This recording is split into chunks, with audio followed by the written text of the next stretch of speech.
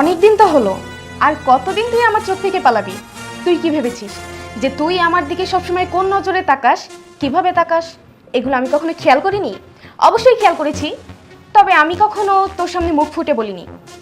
আমি খুব ভালো করেই জানি যে তুই মনে মনে কী চাস, আর আমাকে নিয়ে যে তুই কী কল্পনা করিস সেটাও আমি খুব ভালো করে জানি। আচ্ছা, একটা কথা বলতো, যদি তোর এই মনের আশা আমি পূর্ণ করে দেই কোনো এক মূল্যে, তাহলে কি তুই খুশি? আমি খুশি হব অনেক। আসলে ম্যাডাম, আমি আপনার প্রতি দুর্বল। দিনের নেই রাইতে নেই, স্বপ্নতেই খালি আপনার। এটা কি আমার দোষ? আমি তো আপনার চাই। আজকে যখন আপনি মুখ খুলে বলছেন, আমি মিথ্যা বলব না। আসলে আমি আপনার চাই। এই কথাটাই তো আমি শুনতে চাচ্ছিলাম এতক্ষণ।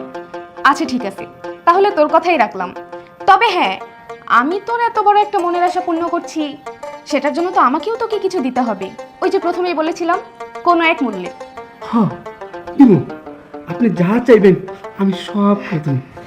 শুধু একবার আপনি যা বলবেন আমার, যদি কোন সাততলাতে ফাল দিতে আমি পড়ে যাব, যদি কোন পানিতে ডুবা মরতে আমি মরে যাব, যদি বলেন কাউরে মারতে মেরে ফেলাম, তারপরও আপনি আমার একবার। না না, এখন তো বলবো না, আগে তোর মনের আশাটা পূর্ণ করি, এরপরে না হয় আমি আমার কাজটা তোকে বলে দিব। আমি এটি চাই, আমি এটি চাই।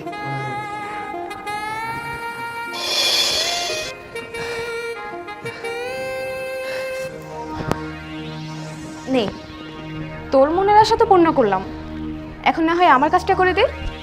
কোন কি করতে বাবা? বেশি কিছু না, ওয়াশরুমে যা। ওয়াশরুমে যে কোনো কিছু একটা আছে, শুধু ওইটাকে নিয়ে তুই বাহিরে আয়, এরপর আমি তোকে বলে দিচ্ছি যে কি কি করতে হবে। আচ্ছা, আমি এক্ষুনি করে দিতেছি।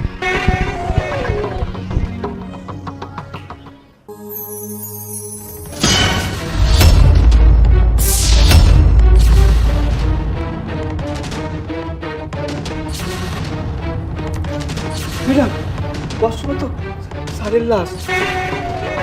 তো আমি তোকে একটা কাজ দিয়েছি, বললাম না যে ওয়াশরুমে কিছু একটা আছে? ওই লাশটার কথাই বলেছি, যা বাইরে নিয়ে আয়। না, আমি পারব না। স্যারের লাশ তো আমি বাইরে আনতে পারব না। পারবি না মানে? কিছুক্ষণ আগে কিন্তু তুই আমাকে কথা দিয়েছিস যে আমি তোর মনের আশা পূর্ণ করলে আমি তোকে যা বলবো তুই তাই করবি। না ম্যাডাম, আমি এটা পারব না। আপনি পুলিশে ফোন দেন। চুপ! পুলিশকে যদি কোনোভাবে কল দেওয়ার কোনো প্রয়োজন হয় তাহলে সেটা আমি দিব, তোকে দিতে হবে না। আর তুই যদি ভালোর ভালো আমার কথা না শুনিস, তাহলে কিন্তু আমি পুলিশকে কল দিয়ে বলবো যে এই মার্ডারটা তুই করেছিস। আমি তো মার্ডার করি নাই। আপনি কেন আমার এই কথা কইতেছেন? আমি স্যারের মার্ডার করিনি, আমি স্যারের ধরিও নাই। আচ্ছা, তুই তোর স্যারকে মার্ডার করিসনি ধরিসনি, কিন্তু আমাকে তো ধরেছিস। আচ্ছা তুই একবার মনে কর তো, ধর আমি যদি কোনো একভাবে হসপিটালে যাই আর আমার ডিএনএ টেস্ট করাই, অ্যান্ড সেই রিপোর্টগুলো নিয়ে যদি আমি তোর নামে থানায় মামলা করি, তখন তো তোর এমনিতেও জেলের মধ্যে যেতে হবে। এখন তুই চিন্তা করে দেখ যে তুই জেলের মধ্যে যাবি নাকি আমার কাজটা করে দিবি।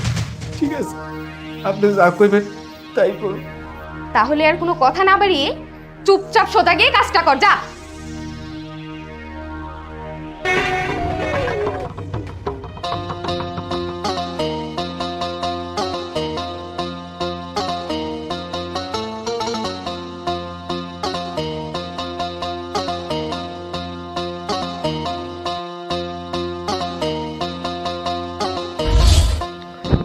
কোন ম্যাডাম, আর কি করতে হবে? আর কিচ্ছু না, শুধুমাত্র ছোট্ট একটা কাজ বাকি আছে। তুই একটা কাজ কর, কিচেন থেকে বড় একটা বস্তা নিয়ে আয়, আর ওই বস্তার মধ্যে এই লাশটাকে ঢুকিয়ে রাস্তায় ফেলে দিয়ে আয়।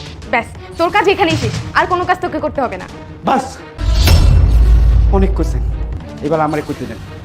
অনেক পাপ করছি, কিছুক্ষণ আগেও আপনার সাথে বেড়ে পাপ করছি, কিন্তু এই মহাপাপটা আমি করব না। আর স্যার, এই আমার স্যার, ওনার বাসায় আমি অনেক নুন খাইছি, একটু তো গুণ গাইতে হইব। শুনেন, আমি এই লাশ গুম করতে দেবো না।